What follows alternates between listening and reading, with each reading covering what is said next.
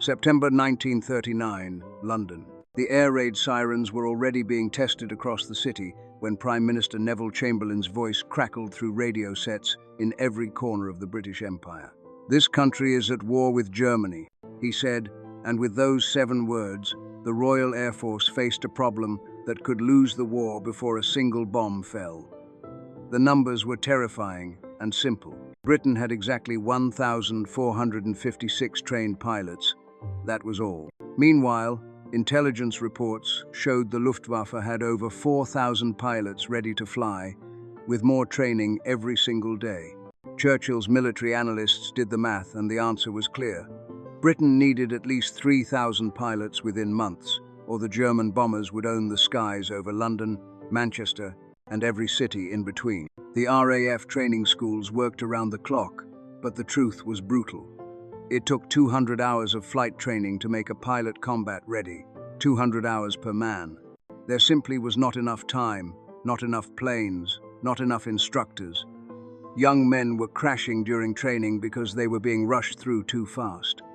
The government knew what was coming. Hitler's Luftwaffe would come in waves, and Britain's thin line of pilots would be swept aside like leaves in a hurricane. Every single pilot mattered. Every single man who could fly a Spitfire or Hurricane fighter plane was worth his weight in gold. Britain needed pilots desperately, from anywhere, from anyone who could learn. Across the Atlantic Ocean, in the warm islands of the Caribbean, young men heard Chamberlain's announcement and made a decision that would change everything. Billy Strachan sat in his home in Kingston, Jamaica, listening to that same radio broadcast. He was 22 years old, educated, and had dreamed of flying since he was a boy watching seaplanes land in Kingston Harbor. When Britain called for pilots, Billy did not hesitate. He had grown up singing "God Save the King" in school. He had been taught that he was a subject of the British Empire, that when the Empire needed him, it was his duty to answer. Within a week, Billy had sold almost everything he owned to buy a ticket on a steamship to England. The passage cost him £58, more money than most Jamaican families earned in half a year. Billy was not alone. In Trinidad, a young man named Ulrich Cross was making the same choice. In British Guiana, Cy Grant was packing his bags. All across the West Indies, hundreds of young men from Jamaica, Trinidad, Barbados, and a dozen other islands were booking passage to England. They were educated men, many from middle-class families, and they all shared one thing. They wanted to fly. They wanted to fight. They wanted to prove themselves. But there was one enormous problem that none of them fully understood until they arrived in cold, grey England. The British military did not want them. Not because they were unqualified, not because they could not learn, but because their skin was the wrong color.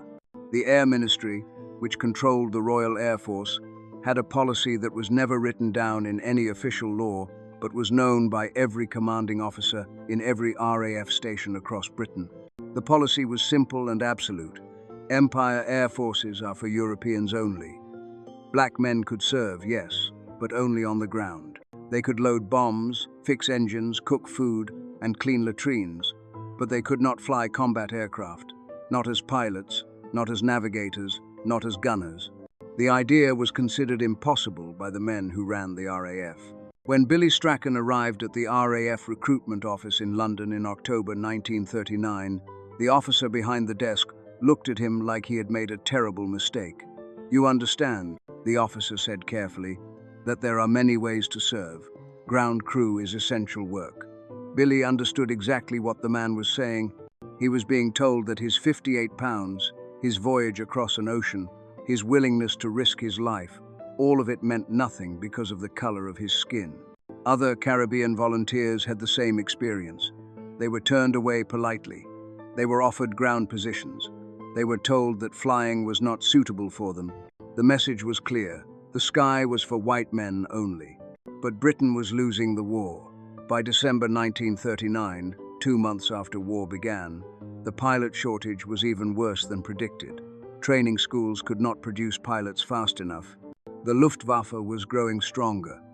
And still, qualified volunteers from the Caribbean kept arriving in England, kept showing up at recruitment offices, kept insisting they wanted to fly. Some commanding officers began to ask a dangerous question. If we are desperate for pilots, and these men are educated and willing, why exactly are we turning them away? There was no law against it. No written rule, just tradition. Just the assumption that it had always been this way and would always be this way. Then, something unexpected happened. Billy Strachan received a letter in January 1940. It was from an RAF training school in the north of England. The letter said he had been accepted for pilot training. He read it 3 times to make sure it was real. Somewhere in the massive bureaucracy of the Royal Air Force, someone had decided that the rules could bend, that the color of a man's skin mattered less than his ability to fly a plane. Billy packed his single suitcase and took the train north, barely believing his luck. He did not know that he was about to become part of a quiet revolution, one that would challenge everything the British Empire believed about who deserved to fight for it. The loophole that saved Billy Strachan and hundreds of other Caribbean volunteers came down to a simple fact. There was no written law that said a black man could not fly for the Royal Air Force. The policy existed only in the minds of old officers and in unspoken tradition. When a few progressive commanding officers decided to ignore that tradition, there was nothing anyone could do to stop them legally. These officers looked at the situation with clear eyes. Britain needed pilots more than it needed to protect old prejudices. If a man from Jamaica or Trinidad could pass the same tests as a man from London or Manchester, then that man would fly. It was that simple and that revolutionary.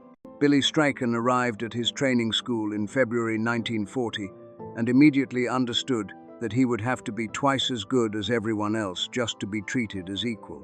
The training was brutal for everyone, but Billy knew that any mistake he made would be seen as proof that men like him should never have been allowed in the cockpit. The RAF pilot training program required exactly 208 hours of flight time before a man could be certified. Every hour mattered. Students learned to fly in all weather conditions, day and night. They practiced navigation using only a compass and landmarks below.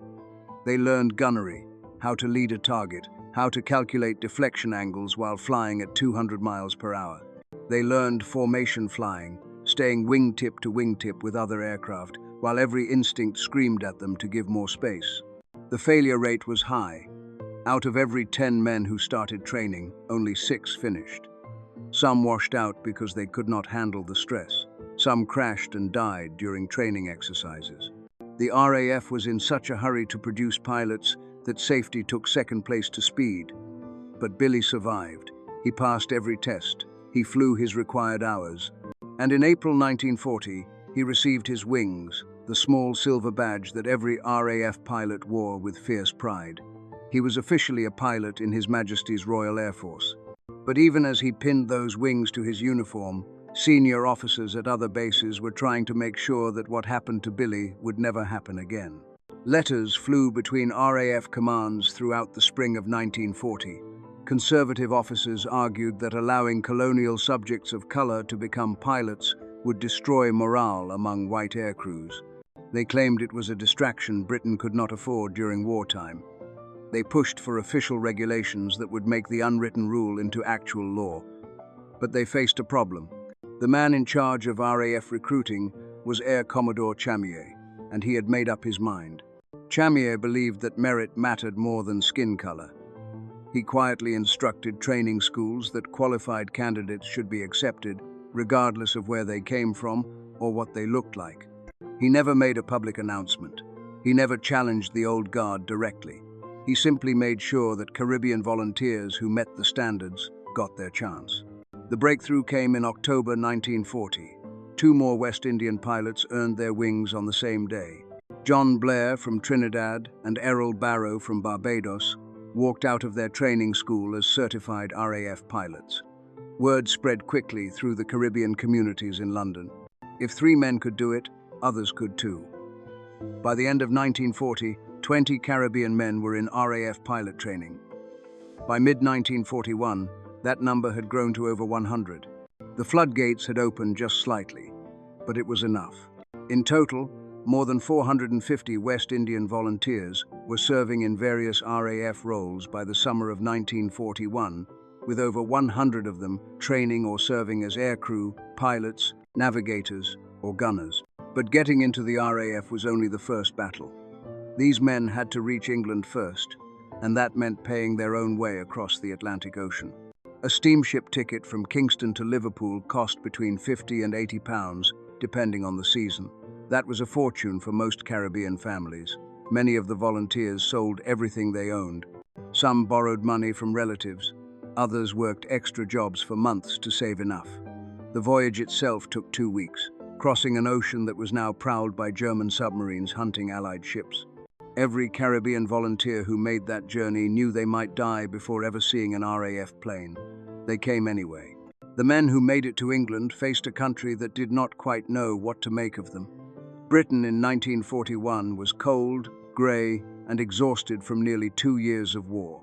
Food was rationed. Cities were bombed nightly. And suddenly, black men in RAF uniforms were walking the streets, eating in the same cafeterias, sleeping in the same barracks as white British airmen. Some Britons welcomed them, others did not. But inside the training schools and on the air bases, a strange thing happened. When men flew together, trained together, and faced death together, old prejudices started to matter less. Not for everyone, not all at once, but enough to make a difference. The training was relentless. Navigation classes taught pilots to find their way across Europe, using only stars and dead reckoning. Gunnery practice required hitting a target towed behind another plane, while both aircraft flew at full speed. Radio operation meant learning Morse code and proper communication procedures under stress. Physical fitness training pushed men to their limits because pilots needed to stay conscious during high-speed turns that could make blood drain from the brain. Every single day was a test. Every flight could be deadly. Accidents happened constantly. Planes crashed during training. Engines failed. Students made mistakes and paid for them with their lives. But the men who survived became some of the finest pilots in the RAF. They had to be. They knew they represented more than just themselves. Every Caribbean pilot carried the weight of proving that they belonged in the sky. If they failed, it would be used as evidence that the old policies were right. If they succeeded, it would open doors for others. That pressure was enormous, but it also created a kind of excellence born from necessity. By late 1941, Caribbean pilots were being assigned to operational squadrons. They were about to face their real test, and it would come not in training but in the deadly skies over Nazi-occupied Europe. The Luftwaffe had no idea what was coming for them. By the end of 1945, when the war finally ended, over 5,500 West Indian volunteers had served in the Royal Air Force. More than 400 of them had served as aircrew, the men who actually flew the planes and fought in the sky. These numbers told a story that the British government had never expected to write. What started as a handful of men breaking through an unwritten rule had become a quiet revolution that helped win the war. But the statistics only told part of the story. The real story was in the individual men who flew missions that most people today cannot even imagine. Cy Grant from British Guiana became a navigator on Lancaster bombers with 103 Squadron. His job was to guide a 7-man crew through the darkness over Nazi Germany, finding targets and bringing everyone home alive. Cy flew 60 combat missions. 60 times he climbed into a bomber, knowing that 1 in every 10 Lancaster crews never came back from each mission. The math was simple and terrifying. The inside of a Lancaster at 20,000 feet was colder than any freezer, with temperatures dropping to 40 degrees below zero. The crew wore heated suits that barely kept them alive.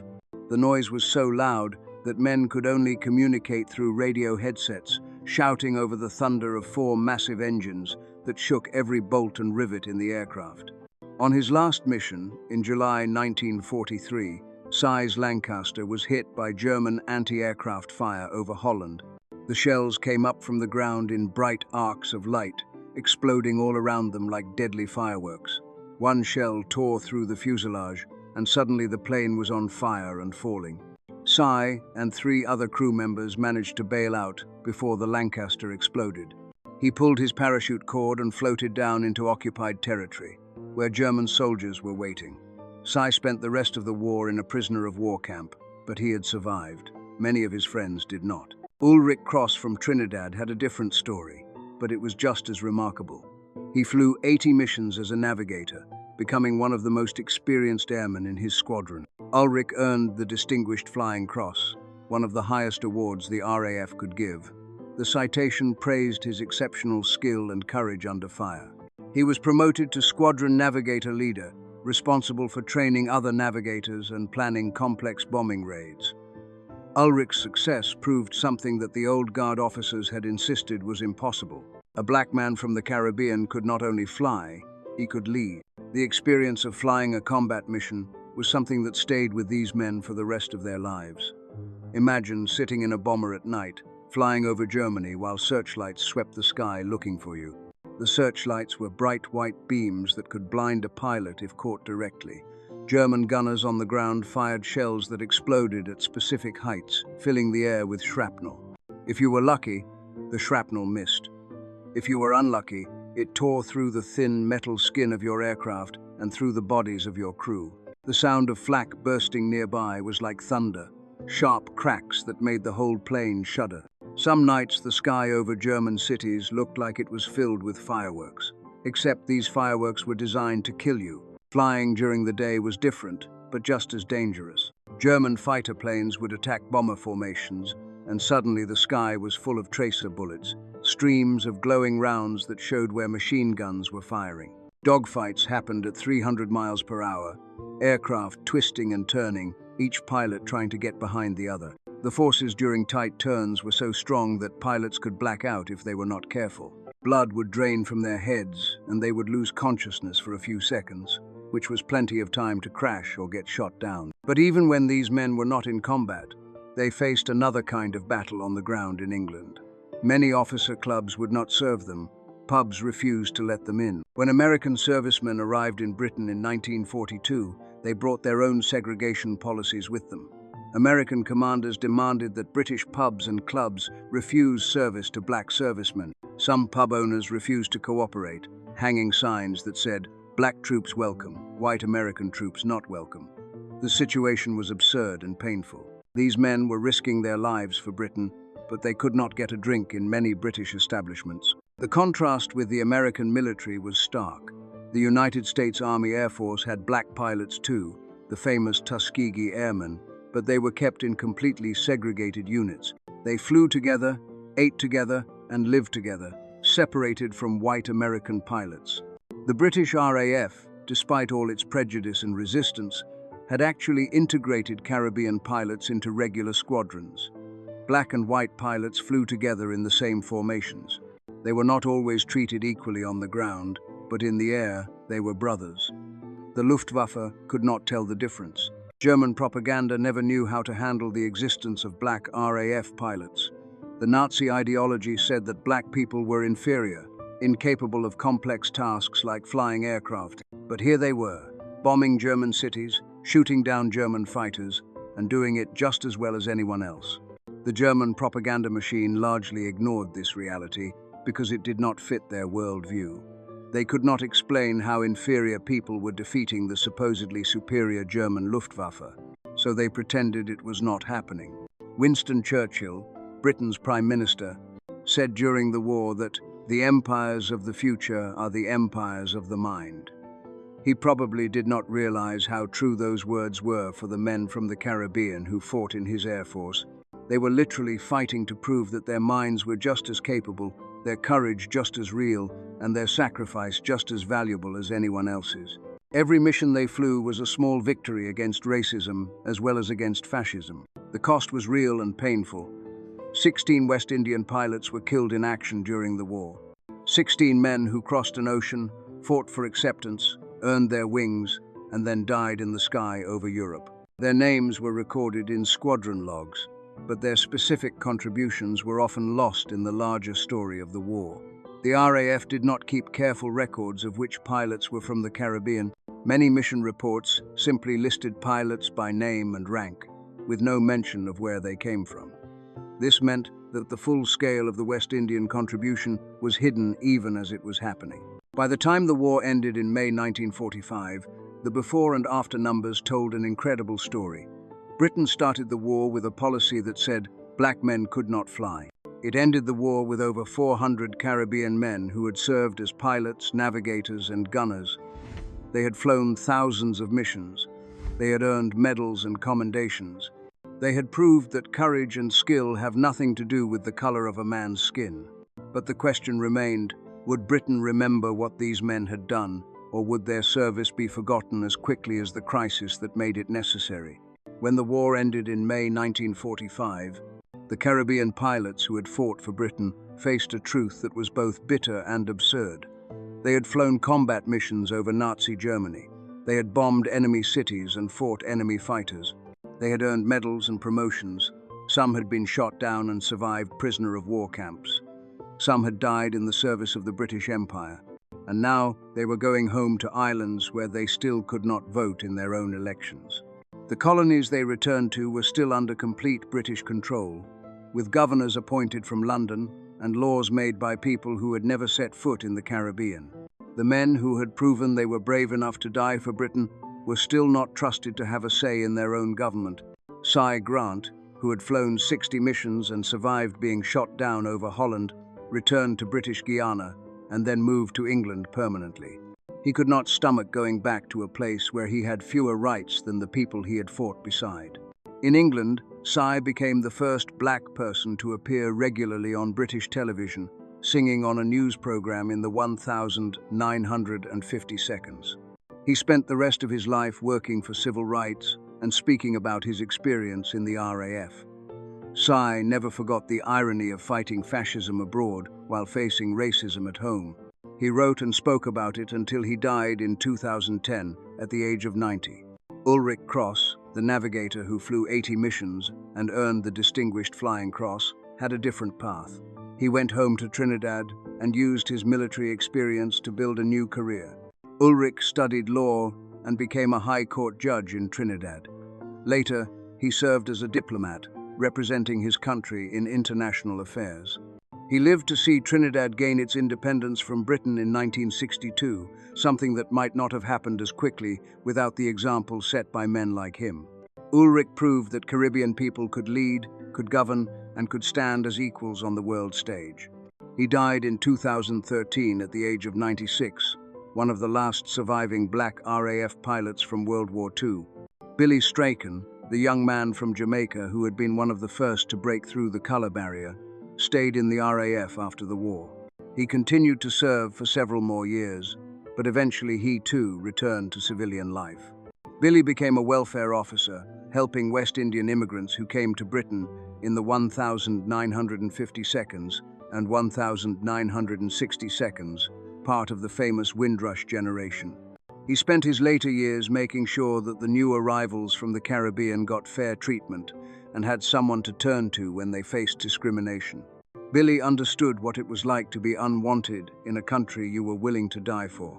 The service of these men had an impact that went far beyond their individual lives. Throughout the Caribbean in the 1950 seconds and 1960 seconds, independence movements grew stronger. People in Jamaica, Trinidad, Barbados, and other islands asked a simple question. If we were good enough to fight and die for the British Empire, why are we not good enough to govern ourselves? The returned servicemen became leaders in these movements. They had seen the world. They had proven their worth. They were not going to accept second-class treatment anymore. Between 1962 and 1983, every major Caribbean island gained independence from Britain. The path to that independence was paved in part by the men who had flown for the RAF. But while the Caribbean nations were celebrating their freedom, Britain itself was forgetting the story of the black pilots who had helped win the war. The official histories of the RAF barely mentioned them. Museum exhibits about the Battle of Britain and the bombing campaign over Germany showed pictures of white pilots only. School children learned about the brave RAF pilots who saved Britain, but they were never told that some of those pilots came from Jamaica and Trinidad and British Guiana. The contribution of over 5,000 West Indian servicemen and 400 aircrew simply disappeared from the national memory. This forgetting was not an accident. Britain, in the decades after the war, did not want to think too hard about its empire or about race. The country was busy rebuilding, creating the welfare state and dealing with its reduced position in the world. The story of black pilots who had challenged racism and proven themselves equal to anyone did not fit the comfortable narrative that Britain told itself. So that story was quietly set aside, filed away in archives where hardly anyone would look. It took 70 years for Britain to begin correcting this injustice. In 2015, the RAF finally started publicly recognizing the contribution of Caribbean aircrew in World War II. Ceremonies were held. Veterans who were still alive were honored. But by then, most of the men who had actually flown were dead. They had lived their entire lives without the recognition they deserved. In 2020, a memorial was finally unveiled in London, specifically honoring West Indian servicemen who fought in both world wars. The memorial came 75 years after the war ended. Better late than never, perhaps, but the delay spoke volumes about how Britain valued the contributions of black servicemen. The story of these pilots teaches us something fundamental about how societies change. Real change does not usually come from the top down, from leaders deciding to be fair and just. Real change comes from the bottom up, from people who refuse to accept the limits that others put on them. Billy Strachan and Cy Grant and Ulrich Cross and the 400 other Caribbean aircrew did not wait for permission to prove themselves. They showed up. They insisted on being given a chance. And when they got that chance, they performed so well that the old prejudices could not stand. Their story also shows us how crisis can break open systems that seemed unchangeable. Before the war, the idea of black pilots in the RAF was unthinkable to the people who ran the military. But when Britain faced destruction, when the need for pilots became desperate, suddenly the unthinkable became possible. The question we have to ask ourselves today is this: why should it take a crisis to make us see people's true worth? How many talented people are we overlooking right now, not because they lack ability, but because we cannot see past our own biases and assumptions? The legacy of the Caribbean RAF pilots lives on in every person who refuses to accept being told they are not good enough. It lives on in every barrier that gets broken, every assumption that gets challenged. These men fought 2 wars at the same time. They fought the Nazis in the sky over Europe, and they fought racism on the ground in England and back home in the Caribbean. They won both wars, though one took much longer than the other. Their wings, those small silver badges they earned through 200 hours of training and countless hours of combat, symbolized something more than just the ability to fly. They symbolized the right to be judged on merit, on courage, on achievement. They symbolized the simple truth that the sky belongs to anyone brave enough to reach for it, regardless of where they come from or what they look like. That truth, once proven, can never be taken back.